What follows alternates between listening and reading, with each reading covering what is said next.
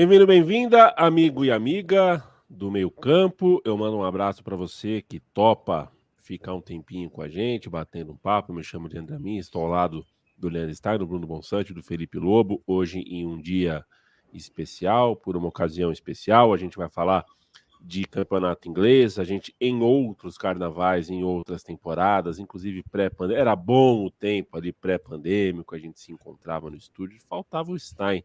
O Stein não morava em São Paulo, mas a gente chegou a ter, né, senhores, um guia do campeonato inglês com o Rafa Oliveira com a gente, né? O Rafa foi lá, conversou com a gente já teve um guia conversando com o Mário Marra, e agora a gente está aqui para membros para fazer o que a gente já fez em outros anos, conversando com você sobre o campeonato inglês. É a principal liga do planeta hoje. Acho que eu estou vestido de Napoli aqui, eu prefiro o Napoli, eu prefiro o futebol, eu prefiro ver o campeonato italiano, mas não é uma questão de gosto, né? Não estou falando questão de gosto, estamos falando de parâmetros, enfim, de mercado, de alcance global, de impacto, de tamanho dos atletas, o momento que o campeonato inglês vive, merece, né? Se a gente for escolher um campeonato para conversar, para falar sobre, esse campeonato vai ser de fato o inglês. Vai começar o campeonato inglês, a gente vai passar os olhos nas equipes, são 20 equipes disputando em turno e retorno, o chamado pontos corridos, e vamos nessa, vamos falar sobre os times do campeonato inglês. Eu estou de olho aqui nos comentários, quem tiver qualquer tipo de pergunta, quem tiver de olho em alguma coisa sobre o futebol inglês e quiser a nossa opinião, é só falar. Eu começo te ouvindo, Felipe Lobo, mandando um beijo e um abraço. Você sugeriu a ordem alfabética. Eu acho que no mundo de TikTok, Instagram, tudo mais, que o índice das coisas está totalmente destruído. As pessoas não sabem mais direito procurar uma palavra no dicionário, porque acabou. A ideia de índice, de as coisas mais importantes serem seguidas as menos importantes, está destruído. Mas a ordem alfabética está aí, existe ainda. Mando meu abraço para falar contigo sobre Arsenal. O Arsenal do Arteta, que bateu na trave, fez campanha de campeão, mas campeão não foi, e agora tem como seu principal reforço para o novo ano, para a nova temporada, o Calafiori, que é um defensor, mas que pode estar sendo contratado por argumentos com explicações propositivas, né? A gente já chegou no momento que a gente não contrata mais um zagueiro só, no caso do Arsenal, de times que têm esse poder, né? Não é só porque defende bem, mas porque também sabe construir. É uma das grandes contratações da temporada e a capa desse novo momento do Arsenal, o Arsenal 24-25. É isso, salve, salve todos amigos e amigas. Um prazer receber os Leandros de volta. Estavam envoltos em momentos olímpicos e um trabalho legal lá. E, bom, o Arsenal, poucas mudanças. Manteve o Arteta como técnico, mantém uma boa expectativa e contratou o Ricardo Calafiori, por isso que você falou. Um ótimo zagueiro com saída de bola, bola pelo alto. Então a gente deve ver um Arsenal muito similar à da temporada passada, com um adendo. O Arsenal é um time jovem, então um ano a mais para esse time do Arsenal pode ser importante. E um zagueiro que joga pelas laterais também, né? Que é o rolê do Arteta, né? Ele gosta disso. O Calafiori pode ser lateral esquerdo, ou você tem o Timber, que tá de volta também, que acho que é uma novidade nesse time do Arsenal, porque ele se machucou quase a temporada passada inteira. Pode jogar nas duas laterais, pode jogar na zaga. Tem o Ben White para lateral direita, tem o Tomiyasu também, que pode jogar nas duas, mais na direita. Então o Arteta gosta de jogar com os zagueiros nas laterais, e acho que a questão para a temporada é se não vai precisar mesmo contratar um centroavante que faz mais gols, né? É um problema desse Arsenal. Vocês têm o Jesus, tem o Havertz, que fizeram boas temporadas, mas não são cara de 30 gols, 35 gols que um time do nível do Arsenal muitas vezes tem. É ver se dessa temporada consegue passar sem isso. Opa, tá no mudo. Só um minutinho, muito obrigado pelo avisar. Leandro Stein, meu parceiro, meu abraço para você. Ainda na letra A, mas saindo de Londres para colar em Birmingham, aliás, o Bruno Monsanto falou agora, rolê do Arteta, eu pensei, não conheço esse jogador, quem é esse rolê do Arteta? É francês, né? Escreve rolete. O Aston Villa investiu mais do que o Arsenal, em número e também acho que em valores absolutos, né? O Onaná, por exemplo, sai do Everton para jogar no Aston Villa. Você tem como contratação, não é contratação, né? A gente tem como uma novidade nesse clube o fato do goleiro, Dibu Martínez, escolher agora jogar com a número 23, que é a camisa que o consagrou na seleção argentina. Sei lá, isso tem lá o seu peso, porque esse cara é um símbolo da bola hoje, né? Um cara muito grande. E o Aston Villa terminou alto astral, terminou bem a última temporada. Que tal para você essa nova temporada? Um time que trouxe alguns jogadores jovens, talvez não sejam jogadores que já chegam para... Né, eu tô vendo aqui a lista de contratações do Aston Villa, é tudo na média de 22 anos, 21, exceto o Ross Barkley, né, que tem uma idade maior, um outro jogador um pouquinho maior, de idade um pouquinho mais avançada, mas é um Aston Villa que precisa de ajustes mesmo, né? Não precisa de contratações de grande impacto, porque fez uma ótima temporada em 23, 24. Até porque, assim, a principal contratação do Aston Villa foi um cara idoso já, né? O maior homem de frente já surgido em Birmingham, Ozzy Osbourne, que apareceu naquela propaganda sensacional. Mas falando sério, assim, é um mercado dos mais movimentados, acho que dos mais interessantes, né? O Aston Villa acaba perdendo 2 nomes de muito peso, pensando no Douglas Luiz indo para a Juventus, né? E o Douglas Luiz talvez fosse o segundo ou o terceiro na hierarquia do clube. O Diaby também saiu para o Al Ittihad e era um cara que existia uma expectativa maior do que ele pudesse render, mas financeiramente acaba sendo um bom negócio, né? Pensando em 60 milhões de euros. E aí, nas contratações, está sendo interessante também a maneira como o time vem repondo, a maneira como o time vem tentando dar uma profundidade maior para o elenco, de fato, trazendo muitos jogadores jovens, né? E dentre esses jovens, além do Amadou Onaná, que é o cara mais experiente, é o cara mais caro, 2 outros que eu acho que se destacam é o Ian Maatsen, que, enfim, vem de uma temporada em alta, né? A passagem dele emprestado ao Borussia Dortmund foi muito boa.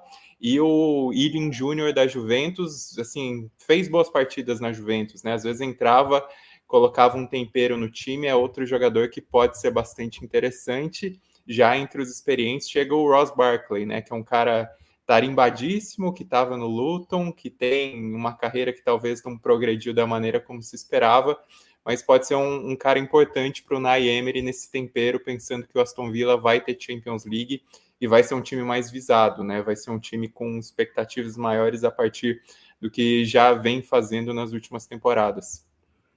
E tirou salários veteranos da folha, né? Tirou o Sanson, que foi embora, o Chambers, que foi embora, o Coutinho, que foi embora, e o Zaniolo, que não é um veterano, mas parece, muitas vezes, né? Tem só 24 anos, mas também acabou não ficando depois de ser emprestado pelo Galatasaray.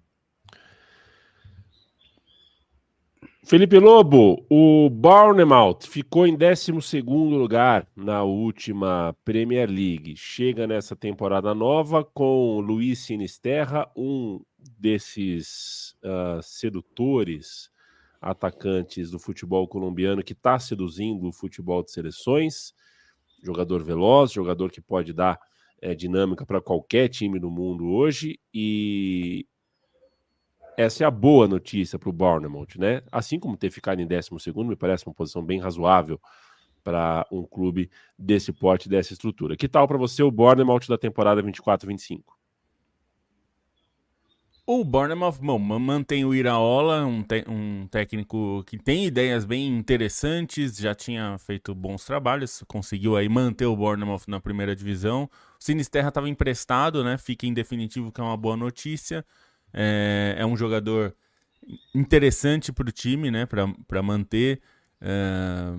Aí tem outros jogadores chegando, mas basicamente o Unal é um jogador que continua e agora tem a possível, quase certa chegada do Evanilson, atacante brasileiro, seleção brasileira, estava na Copa América, para substituir a sua principal saída, né? Uma venda que eu diria que foi uma venda melhor do que acho que qualquer dirigente do Bournemouth esperava, que a gente até brincou no podcast, o Dominique Solanke, que fez um ótimo trabalho pelo Bournemouth. Não é que ele é um mau jogador, não. Ele foi muito bem pelo Bournemouth, mas foi vendido por 64 milhões de euros, né? Enfim, quase 70 milhões de libras ali, 60 e tantas milhões de libras. É bastante dinheiro, foi para o Tottenham. E no fim eles vão trazer o Evanilson, que sinceramente é um jogador melhor, assim, tecnicamente, do que o Solanke. Então pode ser que seja uma substituição interessante aí para o Bournemouth, que, de novo, acho que, né, é um time que tá brigando. Como você falou, 12º lugar tá ótimo. Se repetir isso, tenho certeza que se apresentarem um papel na frente da diretoria, se você assina para ficar na mesma posição, com certeza sim. Até porque, né, Bruno Bonsante, o Lobo acaba de citar, tanto o Unal quanto o Sinisterra, a gente falava fora do ar que o mercado não está muito agitado, né? O mercado não foi muito movimentado no futebol como um todo, no futebol inglês. O Bournemouth tem seus dois principais, as duas principais notícias são de jogadores comprados em definitivos, mas que estavam no time por empréstimo, o que pode ser um sintoma, pode ser uma sinalização de um expediente desses times que tem um porte um pouco menor, né? Porte médio, porte pequeno. Você não sai comprando, você primeiro pega emprestado, fixa um valor, porque se isso der certo, você aí sim investe, né? Tem time que pode fechar o olho e sair contratando, e se der errado, se vira depois. As palavras de ordem nessa temporada da Premier League, numa visão mais ampla, são regras de lucratividade e sustentabilidade, né? Todo parágrafo que escrevem sobre os mercados e a formação de time dos times ingleses tem um trecho disso, porque quase todos os clubes estão com complicações financeiras, né? E os mais espertos não arriscam, né? E o Bournemouth tem se provado um clube esperto da Premier League já faz algum tempo, né? Mesmo tendo sido rebaixado, mas ele teve um período muito bom com o Ed Howe, e a contratação do Iraola também foi uma boa sacada, né? Foi até, para mim, surpreendente, para muitos também, porque ele vinha de um ótimo trabalho no Raio Vallecano. E acho que a principal aposta do Bournemouth é no Iraola, para desenvolver o seu trabalho. Ele teve uma primeira temporada irregular no Bournemouth, teve alguns momentos que pareciam muito ruins, alguns momentos muito bons, o que é normal para um clube de poucos recursos que tenta jogar um futebol mais expansivo, mais ofensivo, né, que não é defesa, contra-ataque, ligação direta. E aí acho que agora o Bournemouth quis manter os jogadores que já tinha no elenco, estavam emprestados, acrescentou um outro, trouxe o Julián Araújo, que é um lateral direito que foi do Galaxy para o Barcelona, não teve muitas chances, e aí tentar dar sequência, ter continuidade com o Iraola. E quanto ao Brentford, é um clube que teria o Raya, né? Mas acabou cedendo ao Arsenal, que o comprou em definitivo, o goleiro. O Brentford bateu na trave, ficou na 16ª colocação. Tudo bem, né? O corte de rebaixamento da última edição da Premier League é muito baixo, né? Então, quando a gente fala assim, ficou em 16º, mas, cara, os rebaixados da Premier League da última edição fizeram 1, 3 e 6 pontos. Uma coisa, assim, absurda, né? Mas a pontuação, num cenário normal, a pontuação do Brentford não foi boa na última edição. Que tal para essa edição nova? O Brentford também é um caso parecido do Bournemouth, porque também aposta em continuidade, né? O Thomas Frank é o segundo técnico mais longevo da Premier League, tá indo para a 6ª temporada completa, só perde para o Guardiola, e fez poucas contratações, né? A principal foi o Thiago, centroavante do Clube Brugge, que parece meio que uma reposição antecipada ao Ivan Toney, né? Que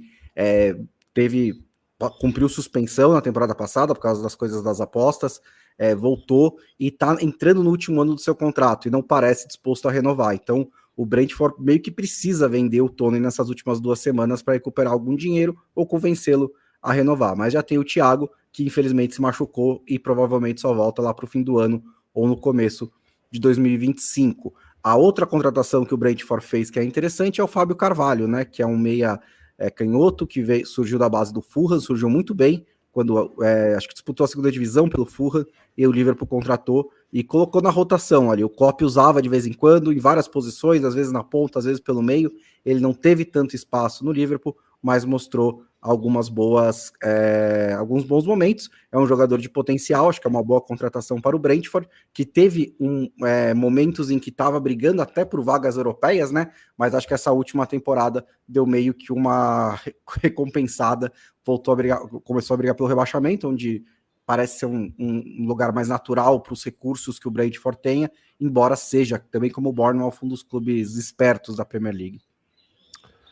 Leandro Stein, uma das grandes notícias do futebol recente inglês é o Brighton, que pode não ter terminado numa posição muito boa para ganhar esse nome, né? Esse status de grande novidade, mas é um time que, enfim, está conseguindo trazer jogadores jovens e acertar no desenvolvimento desses jogadores, está vendendo bem, está sendo criativo no mercado. É um time de quem a gente pode sempre, nesse momento, a gente pode olhar e esperar que coisas boas virão. Não só pelo ponto de vista, pelo viés do mercado que eu estou citando aqui, mas principalmente porque é um time que é gostoso de ver jogar. Você acha que vai continuar sendo gostoso? Que tal para você o Brighton? Bom, tem uma mudança bastante sensível no comando, né? Pensando na saída do De Zerbi e na chegada do Husseler, que é um treinador muito jovem, assim, vem com um baita de um cartaz, porque ele fez um trabalho muito interessante no São Paulo, né? Desde que assumiu o time, elevou as expectativas, conseguiu o acesso, mas é um completo novato, uma completa aposta. O Brighton costuma se dar bem nessas apostas, né? Até pensando no Graham Potter, que veio da Suécia, enfim, e conseguiu o desenvolvimento do clube. É um clube que está acostumado a ter esses acertos no comando, e no elenco em si é um elenco muito jovem, né? Então, além dos contratados, tem o desenvolvimento de jogadores que chegaram antes, né? Que já estão no time e que podem dar esse salto, pensando em Evan Ferguson, pensando no próprio João Pedro, pensando no Adingra, que é um cara muito bom, Verbruggen, e aí dos novatos, né? Quem chama atenção o Mats Wiefer para o meio-campo é um jogador bastante experimentado, né, no campeonato holandês, embora seja jovem, e é interessante. O Yankuba Minteh também chega para o ataque e é um cara que tem extremas expectativas, né, assim, sobre o futebol dele. Já surge na seleção de Gâmbia muito bem, é um cara que pode progredir, vem do Newcastle, né, uma aposta relativamente alta dentro das perspectivas do Brighton, que tem essa ideia, né, de desenvolver jogadores, de conseguir fazê-los evoluir. Só que dentre as perdas, né, uma perda muito sentida é do Pascal Gross, que foi assim, uma peça-chave durante esse desenvolvimento do Brighton na Premier League, né? Ele foi contratado pelo Borussia Dortmund. Fica esse ponto de interrogação, né? Ainda saíram outros caras, o Ansu Fati, que estava emprestado e não rendeu o que se esperava. Tem o Lallana, que era um cara que já desempenhava um papel até meio de técnico, né? Ele tinha muita influência nos bastidores, foi para o Southampton. O próprio Undavi, que pertencia ao clube e ficou em definitivo no Stuttgart. Mas acho que tem esses novos ares, né? Com muitos jovens, muitas promessas, e com um treinador que se encaixa também nesse perfil por ser um completo novato, que vai ter sua primeira experiência não só na Premier League, como também na primeira divisão de um campeonato nacional, e tem essa expectativa toda, né? É mais ou menos um novo Julian Nagelsmann que o Husseler carrega, assim, o rótulo, né? Trazer um ex-técnico de 31 anos do São Paulo é se esforçar demais para ser o time favorito dos hipsters, né? Veremos se vai funcionar.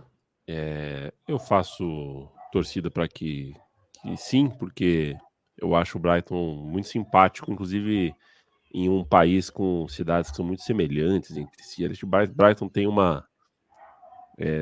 Brighton vem de uma cidade que, enfim, me agrada até porque ela, na verdade, eu não sei muito bem do que eu estou falando. O que eu sei é que tem um livro do Nick Hornby, que é um grande escritor, que passa muito por Brighton, então tá no meu coração. Felipe Lobo, a gente tá na ordem alfabética que você sugeriu e caiu para você aqui o Chelsea. É muito difícil falar sobre esse Chelsea, a gente não sabe o que vem, é um time que parece ter um senso de urgência nas contratações que atrapalha, né? Atrapalha a formação de um time, de um conjunto. Me parece um time muito caótico fora de campo, e aí dentro de campo não funcionou, não tem funcionado. No último ano, definitivamente não funcionou, mas é um time que tem uma matéria-prima muito, muito, muito, muito, muito promissora. Então, alguma coisa a gente tem que esperar daí. Que tal para você o Chelsea? Difícil, né, falar do Chelsea. Primeiro, a saída do Pochettino, que inclusive está negociando para ser técnico da seleção americana, que é bem curioso. E chegou o Enzo Maresca, fez um ótimo trabalho no Leicester para subir o time para a primeira divisão. Mas o Chelsea tem que lidar com, primeiro, um problema sério, que tem 43 jogadores registrados aí no seu elenco profissional, sem contar os moleques de base e tal, né? Os caras que estão no elenco principal, 43. Se você já jogou Futebol Manager, eu sei que vocês já jogaram, você só pode registrar 25 jogadores. E tem várias regras, inclusive, para registrar os seus jogadores. Significa que o Chelsea vai ter que dar um jeito aí nesse monte de jogador que eles têm, porque tem jogador demais. E eu achei que eles iam fazer isso vendendo jogadores, mas eles compraram jogadores. Comprou o Pedro Neto por 60 milhões, uma compra, enfim, bastante questionável, assim, porque acho que ele é bom jogador, né, mas será que o Chelsea precisava? Tem com tantos jogadores que tem lá?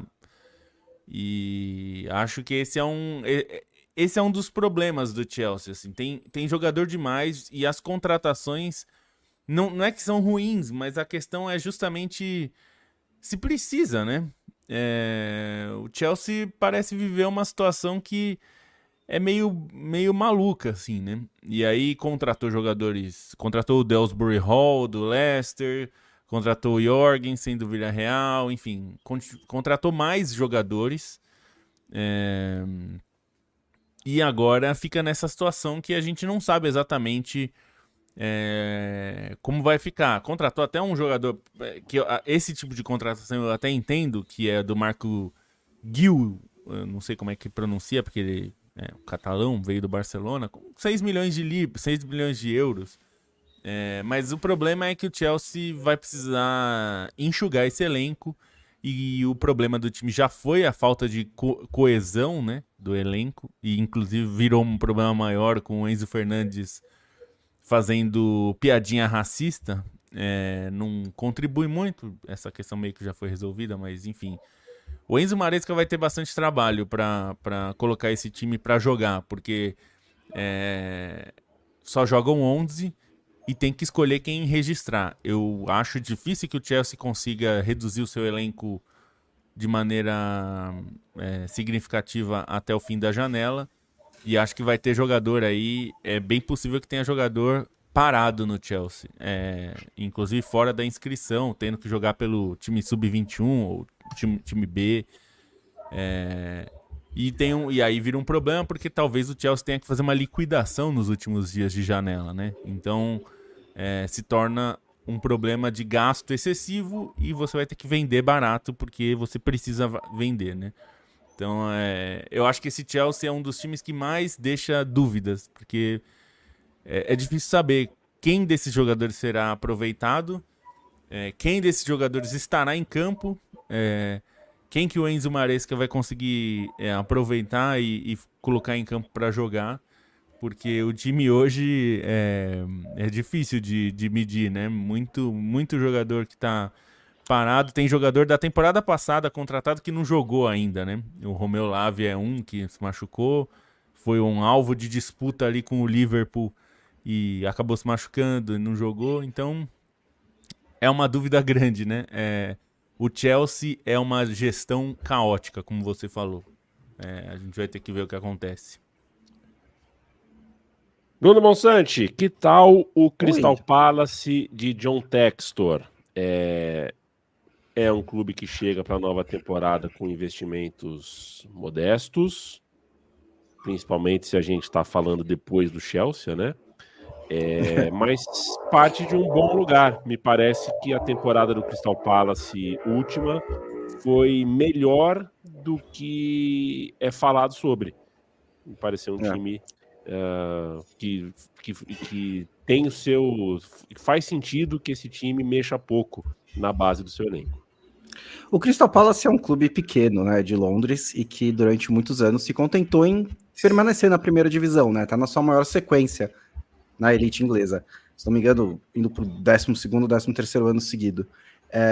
E durante alguns períodos dessa existência do Crystal Palace, houve ali uma certa ânsia de tipo, e se a gente tentar algo mais, né? Só que as tentativas não foram tão bem sucedidas, né? Mais notoriamente com o Frank de Boer.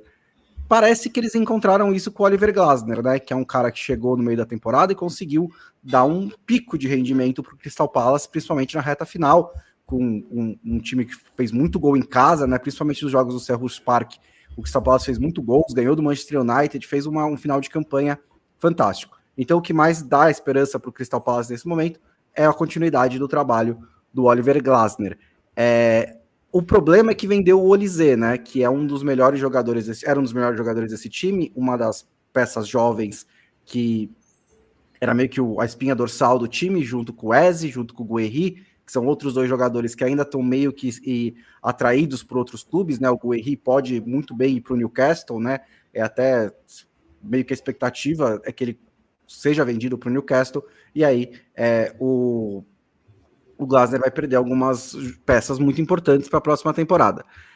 Ele trouxe o Kamada, que é um jogador que trabalhou com ele no Frankfurt, se eu não me engano, né? Então, um jogador que já conhece o estilo de jogo dele, é um cara interessante, né?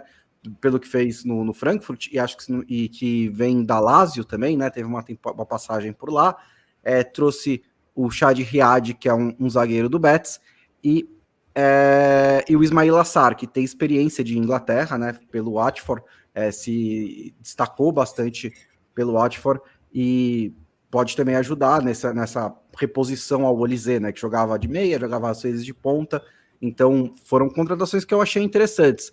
O que tem também no Crystal Palace é o desenvolvimento do Adam Wharton, que é um volante que sabe que parece muito bom com a bola no pé, que tem bastante qualidade, que está sendo aí tido como uma das próximas grandes promessas do futebol inglês. E, de repente, o Crystal Palace se viu empregando o artilheiro do torneio olímpico, né? Porque o Mateta tá lá também, depois de fazer uma Olimpíada aqui muito, muito boa.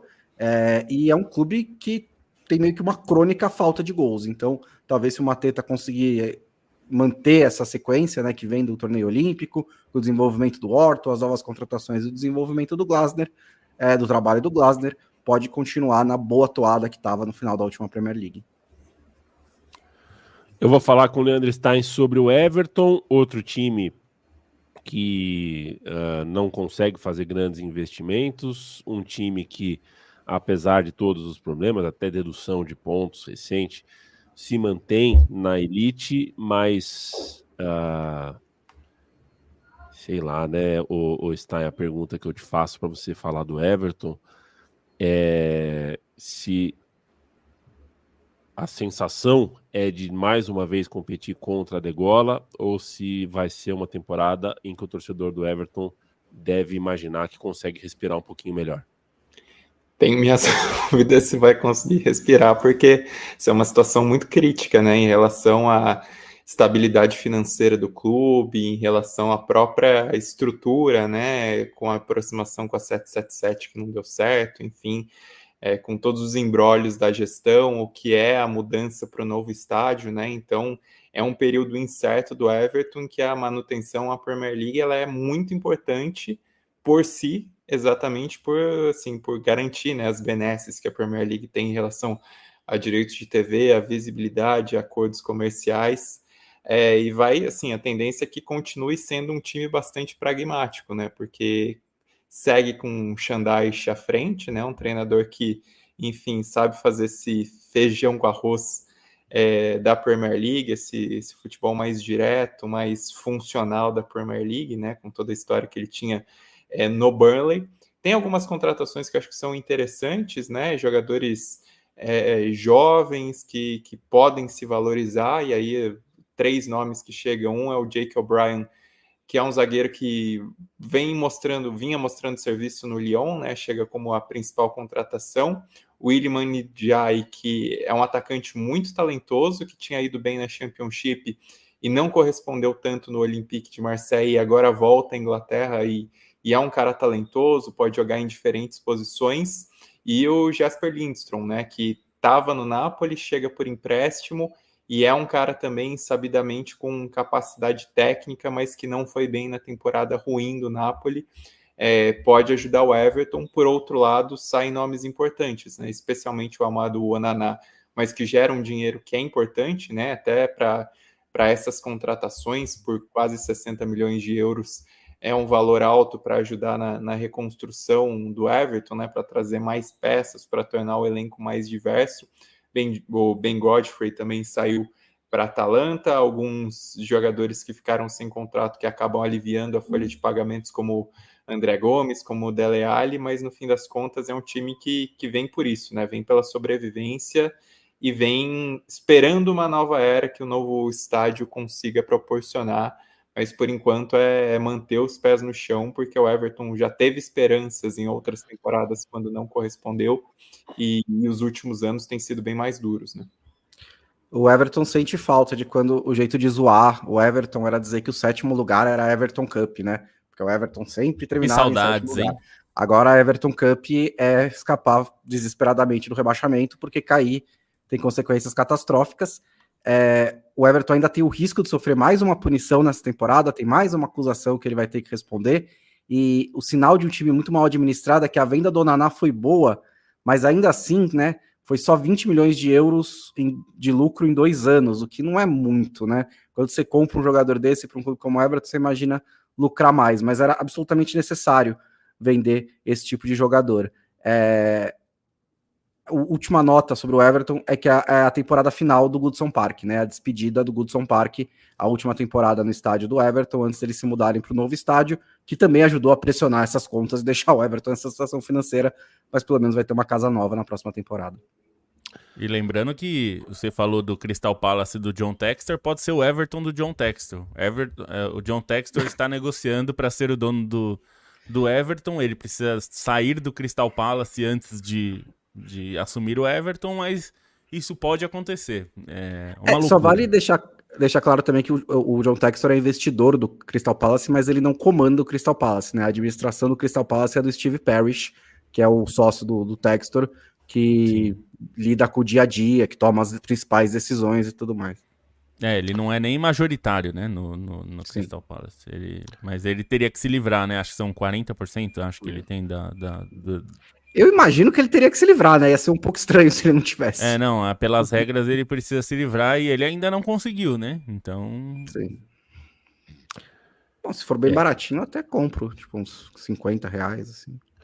O Eduardo Starling pergunta aqui, um abraço para você. O moço do... eu preciso falar com o Eduardo Starling eu preciso entender o tamanho. Eu vou falar com o Leandro Stein também sobre qualquer momento. O tamanho do fim da prova do Isaquias Queiroz. É um absurdo, cara. É um absurdo que esse cara fez. O Eduardo escreve aqui, ele torce para o Fulham e tá um pouco preocupado se o Fulham vai continuar na Premier League ou não. Ele tem poucas esperanças. Felipe Lobo, que tal para você o Fulham, que traz do Arsenal o Smith Rowe, mas perde o João Palhinha, que vai jogar na Alemanha. O Eduardo Starling tem que ficar preocupado? Acho que sim. Tá um barulho aqui, porque tem um negócio do alarme aqui, mas tá tudo bem. Perfeito, perfeito. Só para avisar. Bom, o Fulham, a principal mudança, a contratação do Emily Smith Rowe. que vem do Arsenal. O Marco Silva é um técnico que conseguiu fazer uma boa temporada no comando do time, então vai para mais uma temporada por aí. Ele está lá desde 2021, né? Tem contrato até 2026. Chegou o Jorge Cuenca também, zagueiro espanhol, estava no Villarreal. O Sessegnon, que era uma revelação do time, foi pro Tottenham, não vingou. Era um lateral muito ofensivo que começou a jogar de ponta e não deu certo de ponta, tentou voltar a ser lateral, também não deu certo. E volta de graça, o que é maravilhoso pro Fulham, né? Quer dizer, vendeu caro e traz barato. É um jogador que, enfim, vai tentar recuperar a carreira, ainda é jovem, tem 24 anos. O Smith Rowe recebeu a 10 do Arsenal e não conseguiu se estabelecer como um jogador titular, né? Muitas vezes nem era um jogador super utilizado. Claramente tem talento, mas é muito inconstante, então pode ser interessante. Agora vai ter que lidar com algumas ausências importantes, né? Acho que a principal delas do João Palhinha, volante que era para ter saído já na temporada passada e dessa vez não teve jeito, foi mesmo para o Bayern de Munique, o mesmo clube que tentou comprar na temporada passada. O Adarabiu foi para o Chelsea de vez. Um zagueiro também vai fazer falta, e o Marco Silva vai ter que se virar ali com o que tem. É um time que novamente eu acho que vai ter que se preocupar com questão de rebaixamento, mas como a gente tem visto em toda essa temporada, esse guia, a continuidade tem sido uma palavra muito, muito usada, né? O Marco Silva vai tentar repetir o feito da temporada passada e manter o time na primeira divisão.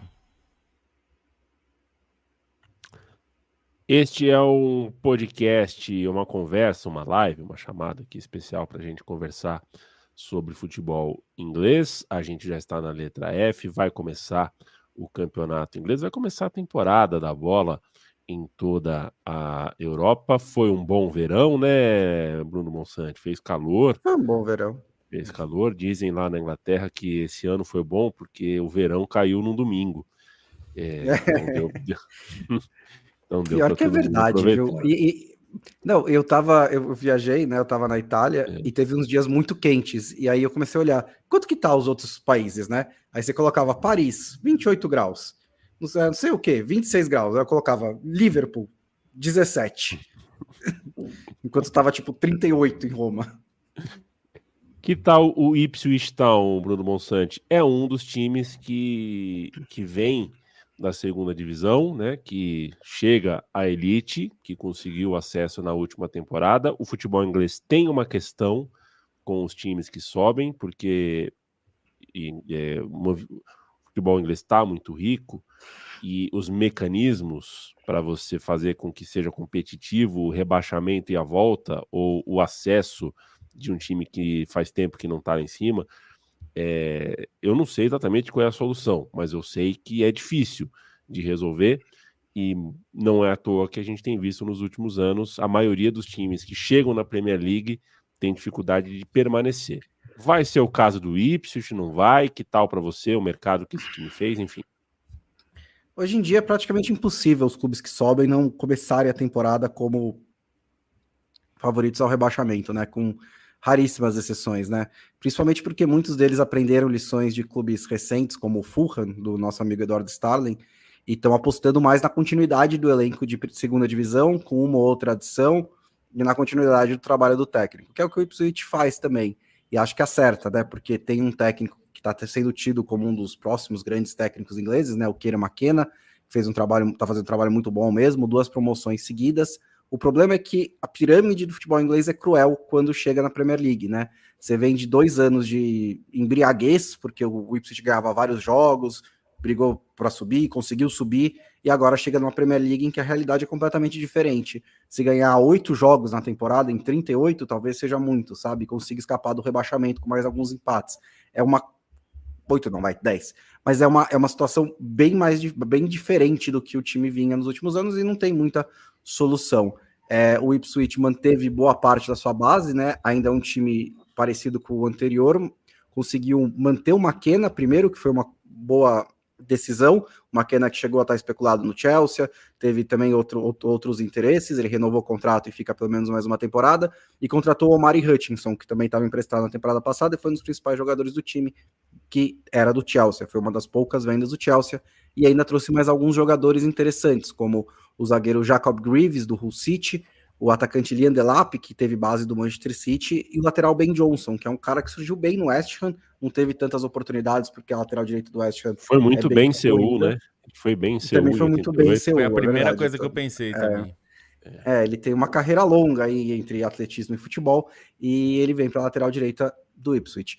Uma nota legal é que a estreia do Ipswich, né, a volta do Ipswich à primeira divisão vai ser contra o Liverpool, né, ele recebe o Liverpool, e tem um simbolismo, porque no último grande momento do Ipswich, né, nos anos 70, começo dos anos 80, o Liverpool e o Ipswich, eles não eram exatamente assim Manchester City e Liverpool, mas o Liverpool ganhava a maioria dos títulos e o Ipswich brigava, né? Tava sempre ali terceiro, quarto lugar, teve duelos muito importantes contra o Liverpool do Bob Paisley, talvez se não existisse o Liverpool do Bob Paisley, que foi um dos maiores times da história da Inglaterra, o Ipswich tivesse até arrancado um outro título de campeonato inglês. Ben Johnson não foi bem em Seul, tá? Ele foi bem, Não?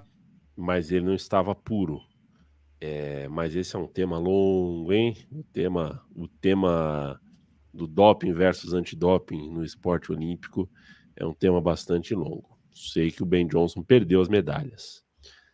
E é o grande caso, né? É o caso mais lembrado pelas pessoas quando falam sobre doping no atletismo mundial. Mas foi bonito. Ben Johnson, estilaço. E quanto ao Leicester, Leandro Stein, a gente vai fazer o quê? Vai fazer uma década Qual foi o ano exatamente que o Leicester conseguiu o Ainda milagre? não, calma. 15, Foi 16. 17? 15 e 16, né? Perfeito. Não foi 17, foi 16. Tá para fazer um ano, faz 8 anos. 8 anos depois, que tal para você? A saga do Leicester, que também não fez nenhuma contratação muito vultuosa, perde um dos seus principais jogadores pro Chelsea, que tem o seu elenco muito, muito recheado de jogadores. O que falar? Como observar esse Leicester que depois do título, 8 anos atrás, né, a gente não esperava que fosse voltar a conseguir título, a jogar lá em cima, mas eu também não esperava que fosse virar um time que cai de divisão, que sobe, enfim, eu imaginava que fosse um time que fosse ficar ali no centro. Não é o caso, o Leicester está voltando para a Premier League e eu não sei em que pé que tá. É que o Leicester, assim, eu tenho minhas desconfianças porque é um clube, quando foi rebaixado, ele carregou muitos problemas, né, em relação a contratos de jogadores, em relação às dívidas, a maneira como as finanças estavam comprometidas, e isso até freia um pouco como é esse retorno do Leicester, né? É um retorno também com ressalvas, porque o Leicester, ele começou muito bem a Championship, ele fez uma campanha de feitos inéditos, mas depois o time teve problemas, ficou um pouco atravancado, e só no final, de fato, ele conseguiu voltar a decolar, né? E aí, quando você perde o Enzo Maresca, que era o treinador, quando você perde o Desbir Hall, que foi eleito, né, o melhor jogador da Championship, acho que ficam desconfianças sobre o que o Leicester pode fazer. A própria principal contratação, né, se a gente for considerar, o Fatal já estava no time, já estava emprestado e foi contratado em definitivo, então não é que tenha grandes novidades, né? Traz o The Cordova Rage, que é um cara com experiência em Premier League, traz o Bonanotte, que é um jogador talentoso, mas não é assim nada que enche os olhos, que traga uma perspectiva diferente para o Leicester, né? E assim, a própria contratação do Steve Cooper, o treinador pro lugar do Maresca, mostra que tende a ser um time até mais pragmático, né? O Steve Cooper, o grande trabalho da carreira dele foi com o Nottingham Forest, mas também não é que assim tenha conseguiu acesso, né? Mas não é um treinador que apresentou nada fora da casinha, como foi o próprio Maresca, né, que vinha, enfim, de um trabalho técnico no Manchester City, vinha como uma grande aposta para a Championship, não é muito caso dessa contratação, então acho que vale olhar com ressalvas, e uma história que vale destacar do Leicester é que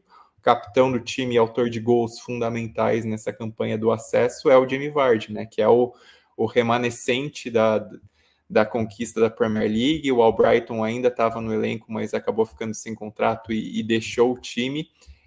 Assim, essa herança do Leicester que a gente conheceu acaba caindo muito no Jamie Vardy, é o capitão. Não imagino mais que vá sair, né? Acho que o Vardy aposenta no Leicester, mas é um Leicester cada vez mais distante daquelas grandes histórias, e aí não só considerando o time do Claudio Ranieri, o próprio time do Craig Shakespeare, que chegou tão longe na Champions League, mas o próprio time do Brendan Rodgers, né, que flertou com a Champions League em alguns anos, que conquistou a Copa da Inglaterra.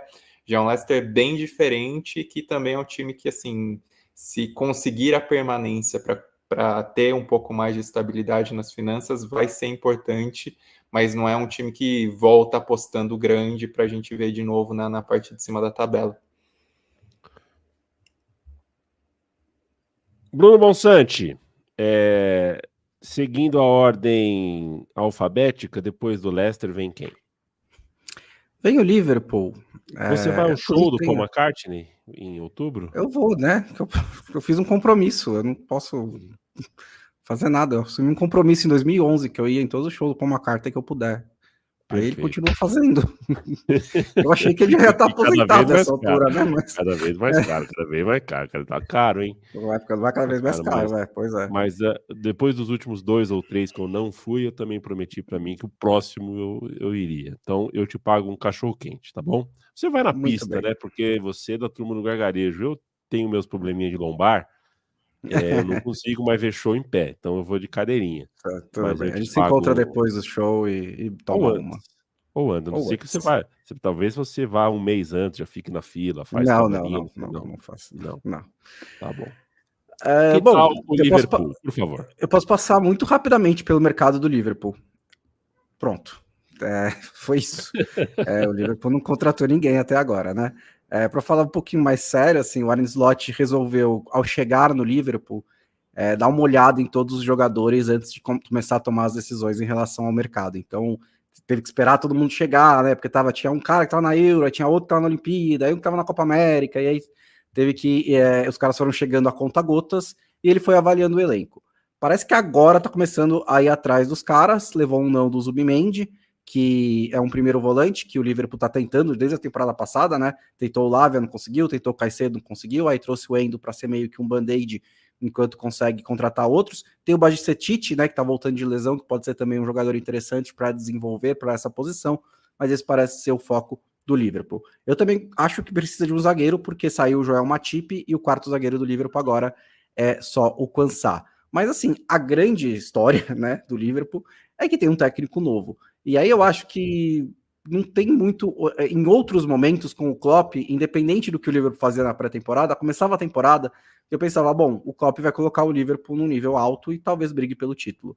Eu acho que é até cruel você esperar algo parecido do Arne Slot no primeiro ano dele, do primeiro ano numa das 5 grandes ligas, tendo que ser o sucessor de um cara do tamanho do Klopp e sem fazer nenhuma contratação. Então eu acho que a realidade do Liverpool é liderar o segundo pelotão da Inglaterra. Acho que uma coisa a se prestar atenção durante essa temporada é que Arnold, Salah e Van Dijk, talvez os 3 principais jogadores do elenco, estão entrando no último ano do contrato. Então tem que ver, o Arnold precisa desesperadamente renovar porque ele é jovem, né? O Van Dijk e o Salah, sim, eles já são mais veteranos, eu manteria, mas é uma outro tipo de negociação, um outro tipo de decisão.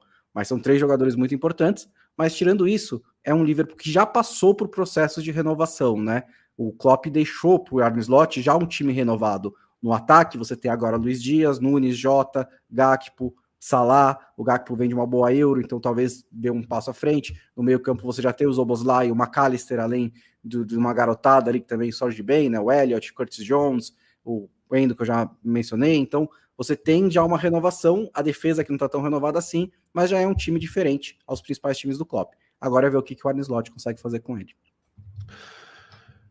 Felipe Lobo, meu querido, passando do Liverpool para pisar em Manchester, eu vou te ouvir sobre o City, daqui a pouco o Stein fala sobre o United, que tal para você?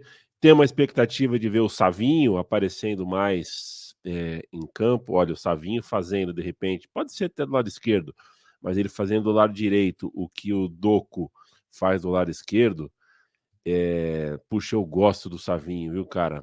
Eu gosto desse moleque, eu acho ele tem uma coisinha de velocidade, de decisão a mais a Copa América. Muita gente viu ele na Copa América e não tinha visto antes e talvez tenha se decepcionado, porque a Copa América foi uma decepção para todo mundo, mas puxa, tomara que funcione. Além do Savinho e da perda do Julián Álvares, o que mais dá para falar sobre o Manchester City, que vem igual a Beija-Flor, vinha para o Carnaval em 99, 2000, 2001, né? Vem para perder 1/10. Quem perder 2/10 perde o campeonato. A sensação do Manchester City é essa mesmo, quantos pontos o City vai perder no campeonato, né? Não quantos ele vai ganhar. Na temporada passada ainda teve alguma disputa, mas enfim. Julián Álvares, a saída dele entra muito no que a gente já falou, né? Ele era um ótimo coadjuvante, mas talvez ele queira ser protagonista. E acho justo alguém com o cartaz que ele tem querer esse protagonismo. Ele vai pro Atlético de Madrid, onde ele vai ter esse protagonismo, e ele não teria como conseguir no Manchester City. O Savinho é uma ótima adição ao elenco do Manchester City. Eu também gosto muito dele. Eu acho que ele tem algo muito característico do Brasil na formação de jogadores do Brasil, né? Pelo menos nas últimas décadas. Sempre formou jogadores assim, mas o Brasil se tornou um pouco especialista em formar esse tipo de jogador, né? Claro, nem todos chegam no nível mais alto, mas o Savinho tem a chance aí de estar no nível mais alto, no clube mais badalado da liga mais badalada. Ele é um jogador muito rápido, muito habilidoso. Acho que vai ser bem útil, mas não acho que ele vai ser titular de cara. Talvez ele tenha que conquistar esse espaço aos poucos, mas acho que ele vai ser uma adição parecida, não exatamente igual, porque as características não são iguais, mas acho que faltava um jogador assim desde a saída do Mahrez. O Mahrez é um outro jogador com outras características, mas faltava alguém que pudesse fazer o lado direito com esse tipo de qualidade, de ser um jogador que atua pela ponta, que consegue abrir espaços, e eu acho que, como você falou, ele tem mais cara de Doku, né? Pela direita, um jogador muito habilidoso. Ficou boa essa frase, né? Foi inevitável, você me disse. Foi inevitável. Mas ele é um jogador muito rápido, muito habilidoso. Acho que tem condições de ganhar espaço nesse elenco e conseguir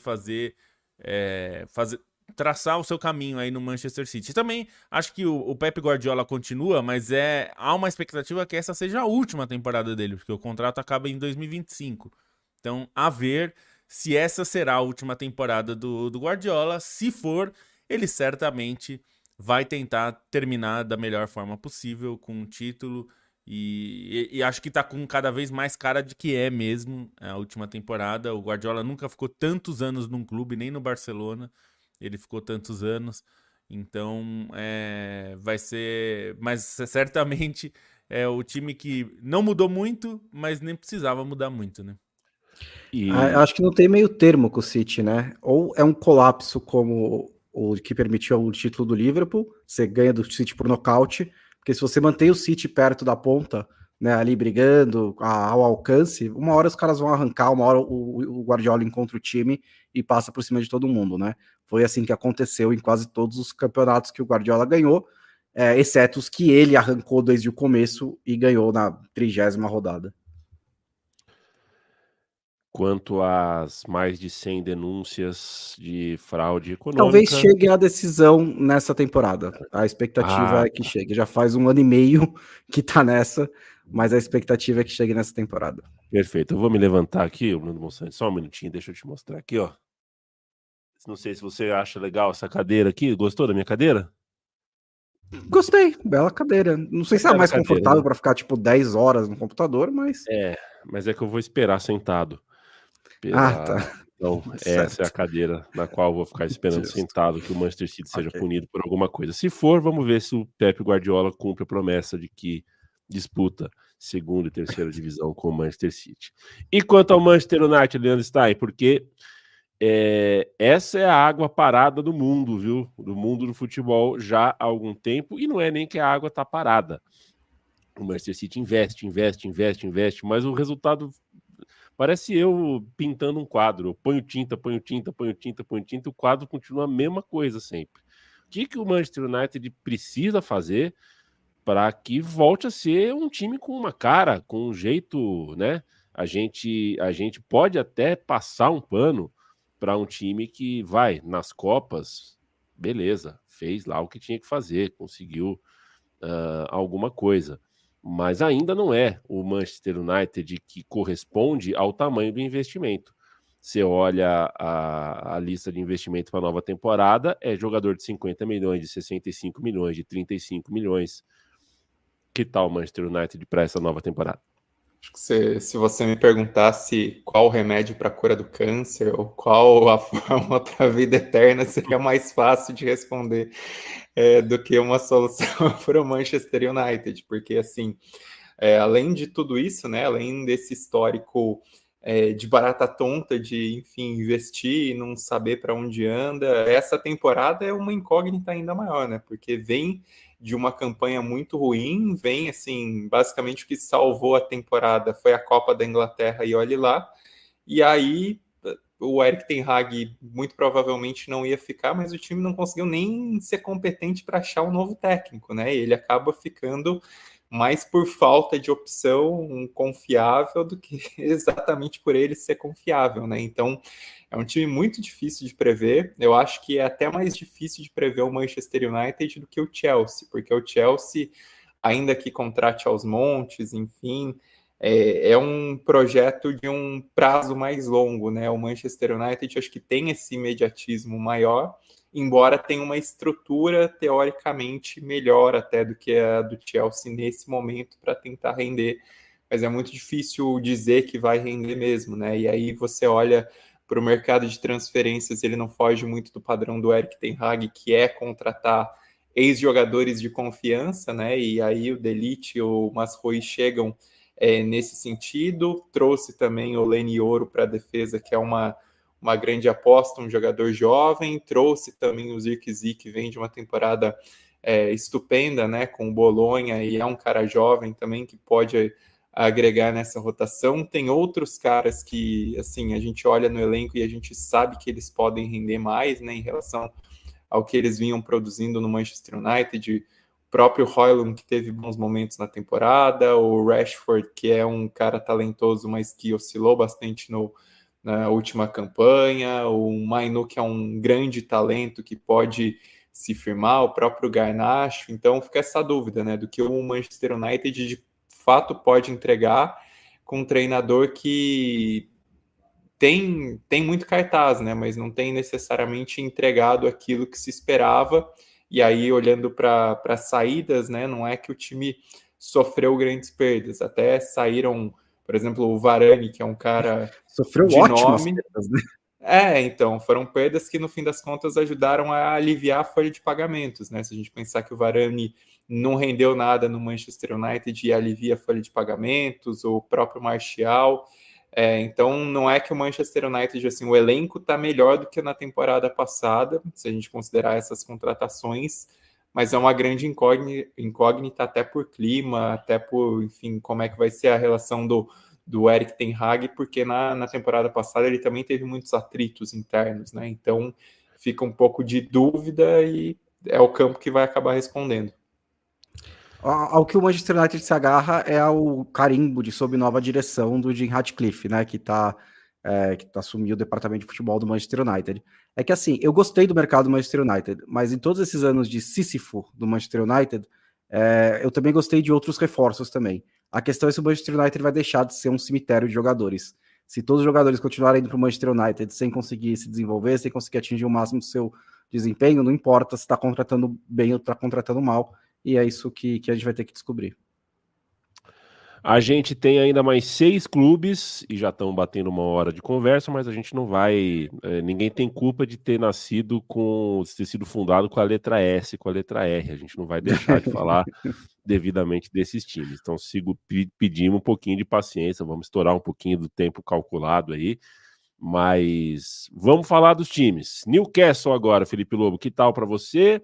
um time, o time com o dinheiro do fundo da Arábia Saudita, chegando com grandes investimentos, tem uma capacidade de investimento muito grande, mas me parece que pela segunda janela seguida mostra que está sendo gerido por gente razoável, né? O Newcastle não está encontrando no dinheiro infinito uma resposta, está tentando montar um time. Você acha que esse time vem para brigar lá em cima nesse ano? Acho que sim, o Newcastle vai tentar manter mais ou menos o que tem feito. O Ed Howe continua no time, é um técnico que está sendo até badalado para a seleção inglesa, né? Já foi muito cotado para isso. Acho que vai mantendo um bom time. Tem expectativa ainda de contratar jogadores até o fim da janela. É possível que a gente veja ainda o Newcastle gastar algum dinheiro, mas me parece que o time, como estrutura, já está montado e a gente não vai ver grandes diferenças. Acho que dá para... a contratação do Hall era esperada, né? Dentro do que ele se mantém no time, né? Foi bem sucedido ali nessa posição. É uma prática que os times têm feito muito, até pela coisa do fair play financeiro de empréstimo com obrigação de compra, né? E quando você faz um empréstimo com obrigação de compra, uma hora você está sendo obrigado a comprar, né? Então você tem que exercer e os times têm que gastar esse dinheiro. E justamente por isso até limita um pouco o que vai poder ser feito nesse momento.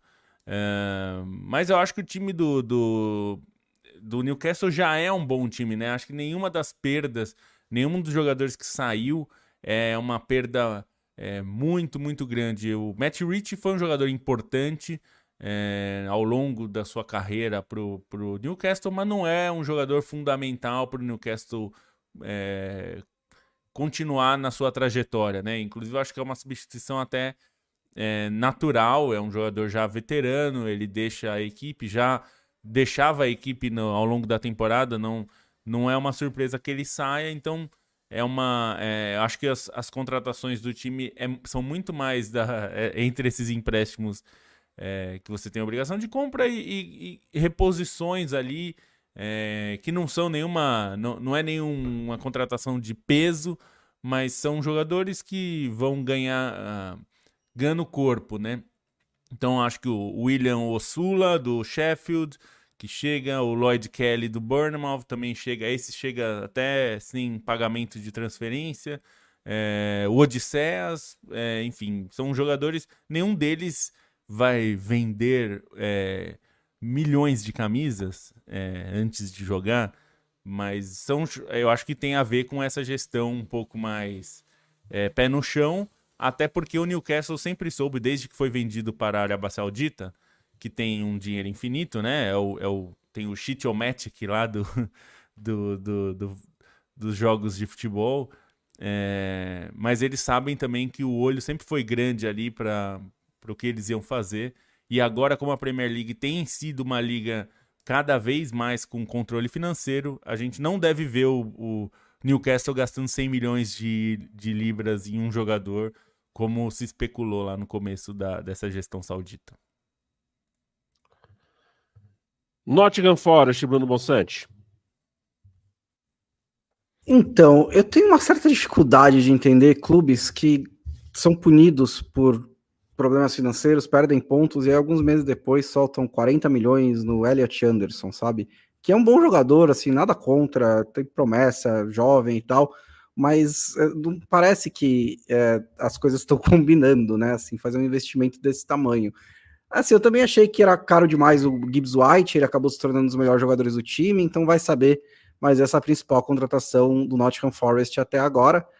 O 21 anos, meia central que tava no Newcastle, né? Tipo, tava jogando mais ou menos no Newcastle, ainda não fez um gol de Premier League na carreira, mas vai entrar pro meio do Nottingham Forest. Também contratou o Milenkovic, que é um zagueiro que tá de 26 anos, né? Da seleção sérvia e da Fiorentina, que jogou contra o Brasil na Copa do Mundo, que Parece um zagueiro interessante, principalmente para a bola parada, né? O Forest sofre muito com bola parada e ele é um cara bem alto que não tem medo de subir e cabecear a bola. Então, esse é o principal reforço para a defesa. Trouxe o Carlos Miguel, né, goleiro do Corinthians, para brigar por posição ali. Inclusive, o Vlaco Dimos saiu e foi para o Newcastle, né? Provavelmente para ser o reserva do Pickford, né? Não, Pope. Não, pera, qual que é o goleiro do Newcastle? Eu esqueci agora. Pickford, né? Isso. É o Pope. É o Pope. Não, é o Pickford Pope do Everton. Pope, isso, Pope. É o Pope Eu mesmo. confundi. Pope. E acho que assim, a principal aposta do Forest nessa temporada é continuar desenvolvendo uma espinha dorsal jovem que ele tem, né? Que é o Murilo, que é o Danilo, os dois brasileiros, mas também o Gibbs White, o Elanga, o Callum Hudson-Odoi, que são jogadores que estão ali na faixa de 22, 25 anos e que têm potencial para crescer. O Iwoni se machucou muito na última temporada, isso fez falta para o Forest. Se ele não se machucar, é um ganho. E principalmente se o Nuno Espírito Santo conseguir replicar o trabalho dele do Wolverhampton nesse Nottingham Forest, que acho até que é mais talentoso do que aquele Wolverhampton, você consegue talvez brigar por top 10 para terminar ali, brigar por posição, por vaga em competições europeias, brigar por parte de cima da tabela. Eu acho que é possível. Mas é um Nottingham Forest que parece finalmente, apesar da contratação do Elliot Anderson, que me deixou intrigado, que finalmente não contratou embaciada, né? Trouxe alguns bons nomes e está apostando em continuidade. Calma que tem até o fim da janela ainda. É verdade, tem mais 2 semanas ainda. Pode vir mais uns 10 aí. Na lista, o próximo time é o Southampton. O Southampton que, enfim, não só na última temporada, né, mas já não de hoje, roeu um osso duríssimo, né, militou nas divisões de baixo do futebol inglês, mas está na elite, né, Stein? Como chega o Southampton? O que a gente deve esperar dessa equipe? Não muita coisa também. É um time que eu tenho minhas sinceras desconfianças. E assim, o Southampton, quando caiu da última vez, ele já tinha claramente um projeto de longo prazo, né? Foi um clube que começou a intensificar mais a contratação em jovens jogadores, até a recrutar caras que estavam em categorias de base de outros clubes da Inglaterra para tentar desenvolver. Caiu, voltou. Tem o Russell Martin no comando, que é um treinador jovem também, né? Só de 38 anos, que trabalhava no Swansea. É um time com uma espinha dorsal bastante jovem. As contratações, se a gente for ver também, a maioria dos jogadores abaixo dos 25 anos, né? Gastou mais dinheiro com o Harwood Bellis, que pertencia ao Manchester City. Flynn Downes também é jovem, o Sugawara também é jovem. Quem foge um pouquinho desse padrão é o Ben Brereton Dias, mas também tem 25 anos, né? Um cara que ele tem mais rodagem, não deu certo no Villarreal, mas é um cara já com experiência maior em seleção, enfim, na própria Championship. Mas é um time que não se mostra tão confiável, né? Se a gente for considerar até em números defensivos, assim, em relação ao que foi a campanha passada na Championship, né? Não foi um time que, por exemplo, brigou tanto assim pelo acesso direto, né? O acesso direto ficaria ali numa disputa mais acirrada entre Ipswich, Leicester e o próprio Leeds, né? Não é que Southampton fez uma campanha assim tanto de saltar aos olhos na Championship, e tenta mostrar, né, que esses jogadores contratados já há mais algum tempo, né, que já vinham desse processo de amadurecimento anterior, eles podem render na Premier League, mas com sinceras dúvidas, né, assim, acho que dos três, assim, pensando no que é projeto de futebol, acho que o Ipswich fica à frente, porque são 2 acessos, tem um treinador que mostra mais recursos, tem um treinador que já mostrou que consegue tirar muito de caras mais jovens. Eu tenho desconfiança sobre o Southampton, embora seja um clube de relativa camisa, né, relativa tradição dentro da Inglaterra. Quero mandar um abraço pro Arthur Hack. Que maravilha chegar cedo e conseguir pegar a live. Tamo junto, Arthur. Boa temporada europeia para você esteja do nosso lado, porque falaremos de tudo mais. Eu estava gravando agora há pouco, viu, Felipe Lobo? O meu time de botão, J-League, que vai ao ar amanhã. Olha só, hein? Muito, muito baseado nesse livro. Que livro bom, viu, gente? Que livraço, Samurais né? Azuis. Samurais Azuis é muito bom livro, muito bem escrito. Tem tudo que você pode imaginar do futebol japonês, está aqui. E uma das coisas é sobre Lineker, né? O Zico estourou no Japão. O Zico foi o deus do Japão, mas era para ser o Lineker, que foi com 31 para 32 anos, do Tottenham direto pro futebol japonês, mas ele não conseguiu jogar e ali encerrou a carreira, porque teve muitas lesões no futebol japonês. Só um gancho para fazer uma chamada para o nosso Meu Time de Botão que vem no ar em breve, e a gente vai falar do Tottenham, que não é mais do Lineker, não é mais do Pochettino. Quanta gente ex-Newells que gosta do futebol americano, né? Vocês já repararam? É Heinz, é o Tata Martino, é agora o Pochettino. Tem uma ponte aí, Rosário, Estados Unidos. Mas que tal para você o Tottenham? A gente pode imaginar... Você esqueceu um deles, né? Eu acho. Esqueci do Messi, esqueci do Messi. É verdade. Eu estava pensando só nos técnicos, bem pensado, o Bruno Monsante. É o Tottenham do Solanke, é o Tottenham do Gray, é o Tottenham de quem, Felipe Lobo? Do Postecoglou. Acho que a expectativa maior no Tottenham é o segundo ano do trabalho do Postecoglou. Teve um bom início de campeonato, teve oscilações ali durante a Premier League da temporada passada, mas acho que a expectativa é que o trabalho dele consiga se desenvolver nessa temporada. O time perdeu o Harry Kane muito no final da janela da temporada passada, né? Acho que o Solanke chega com um ano de atraso e chega muito caro, a gente já falou disso. Eu acho que ele seria um bom reforço, mas não por tanto que se pagou. Isso é sempre relativo, né? Porque se ele fizer 20 gols na temporada, digamos, nem precisa ser... Ele já vai ser muito útil, então depende. Acho que tem aí uma questão de para onde Richarlison vai, porque se fala muito que ele pode sair do Tottenham, não sei se ele vai conseguir. E se ele não sair, eu acho que ele perde espaço, porque o Solanke deve ter mais chances. O Art Gray foi muito importante para o Leeds na temporada passada, chega como um reforço interessante, jovem, né? Um desses jogadores que se destacou e mostrou serviço, vai agora para um palco maior, vai ser certamente muito mais cobrado, né? Chegou por 40 milhões de libras, mais de 40 milhões de libras, é um jogador que tem potencial.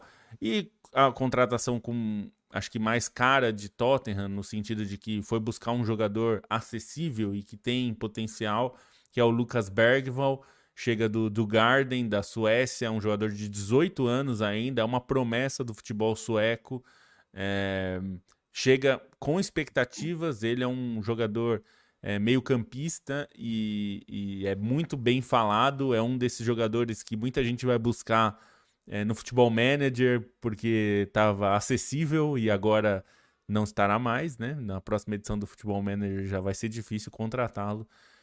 E também tem uma chegada que não vai ser para agora, vai ser para o ano que vem, quando acabar a temporada na Coreia, que é o Min Hyek Yang, também é um jogador de 18 anos, já está contratado pelo Tottenham, mas não vai chegar nessa janela agora, porque ele ainda está em contrato com o time coreano, ele ainda é do Gwangwon e vai ficar até lá, até janeiro, né? Então ele chega em janeiro, é um jogador que certamente tem uma influência do Son para chegar no Tottenham. O Son, que é o principal jogador do time, segue sendo assim, é um jogador que pode liderar o Tottenham num patamar alto. Eu tenho até mais expectativas com o Tottenham do que com o Manchester United, por exemplo, ainda que o Manchester United tenha feito um bom mercado, mas a gente se dá o direito de desconfiar do Manchester United por tudo que se tornou, né? Eu adorei a expressão água parada que você usou. O Tottenham me parece, pelo menos, tentando dar um passo à frente, passos muito mais modestos, mas passos interessantes. Então, acho que vai ser um time interessante de se assistir. Foi assim no começo da temporada passada, a expectativa é essa para a nova temporada também. Bruno Monsante, letra W, estamos na reta final da nossa lista, um super guia aqui do futebol inglês na nova temporada. West Ham United, de Luiz Guilherme, que sai do futebol brasileiro, talvez não tenha tantas chances assim, porque é um menino de 18 para fazer 19 anos ainda, e o West Ham tem, afinal de contas, um elenco bem qualificado, contratou outros jogadores para o setor, inclusive, né, o Somerville é um deles. Que tal para você o West Ham?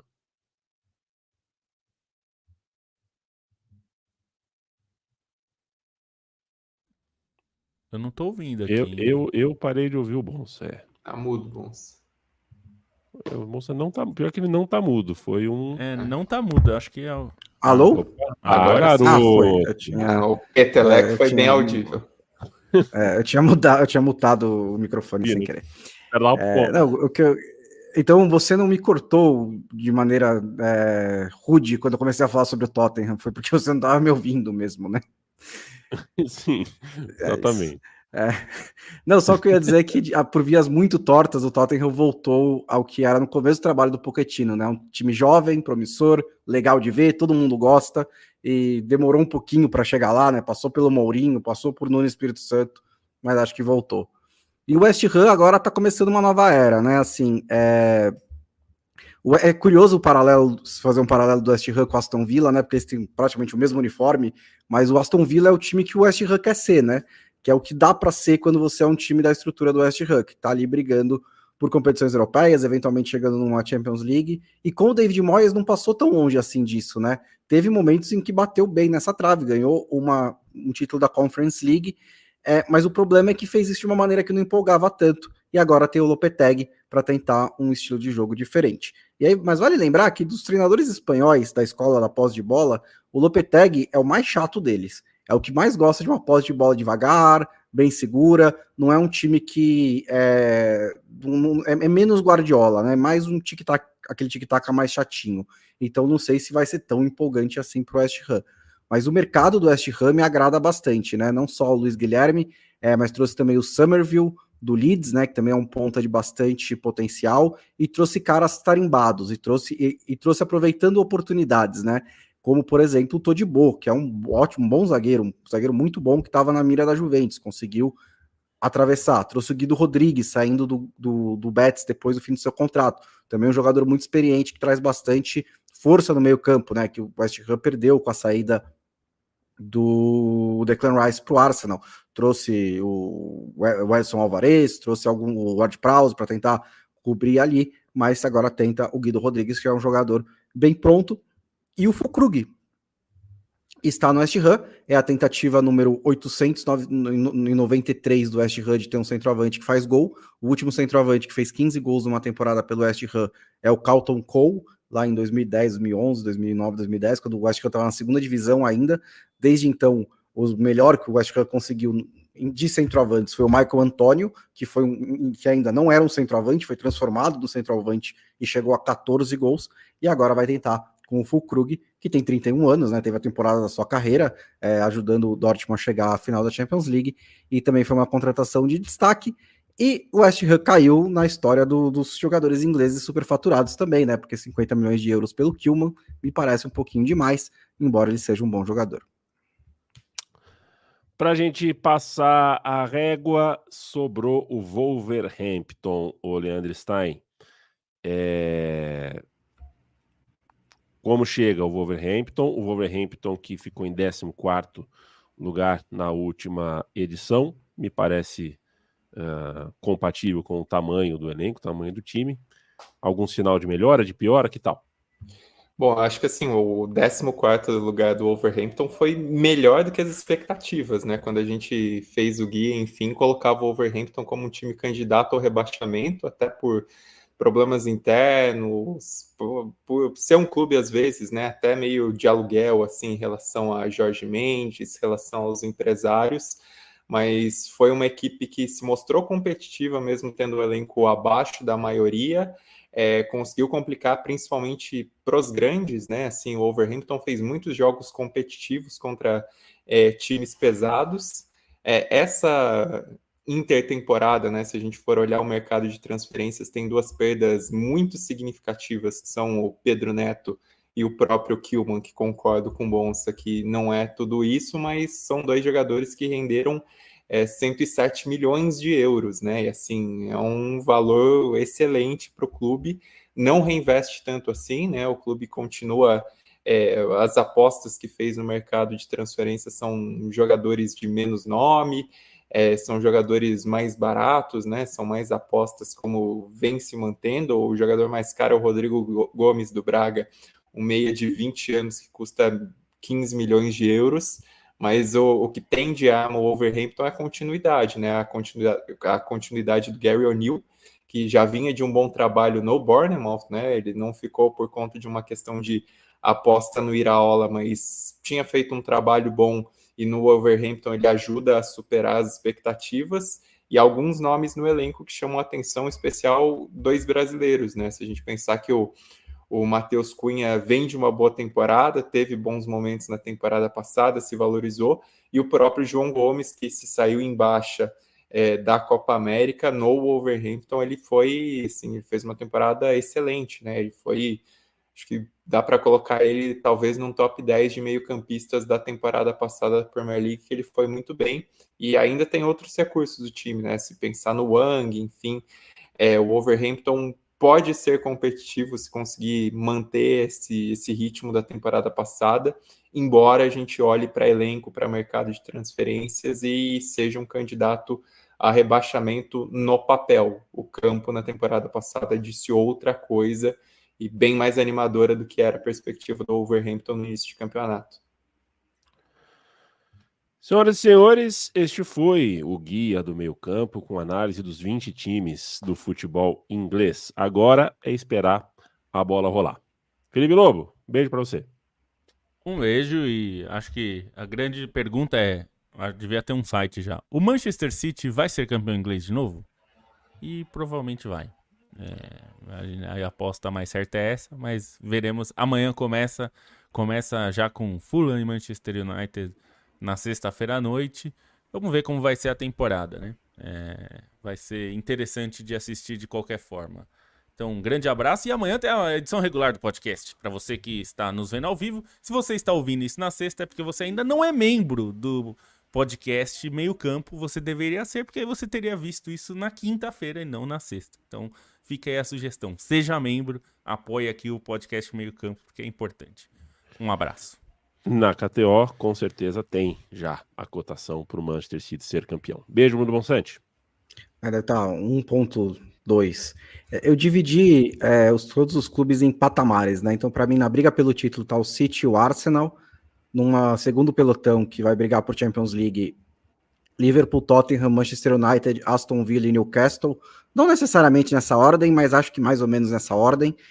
Na briga por Europa, Chelsea, West Ham, Brighton e Crystal Palace, dando bastante moral pro Oliver Glasner. Apenas existindo na Premier League, e se não se ligar, talvez brigando contra o rebaixamento, Fulham, Bournemouth, Everton e Wolverhampton.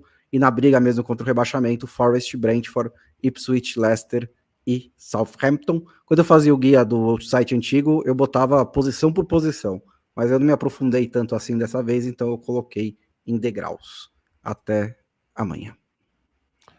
Um beijo, um abraço, Leandro Stein. Um beijo, um abraço, até amanhã. E o meu beijo, meu abraço também para você que acompanha a gente. Estamos em breve para uma nova folia. Tchau, tchau.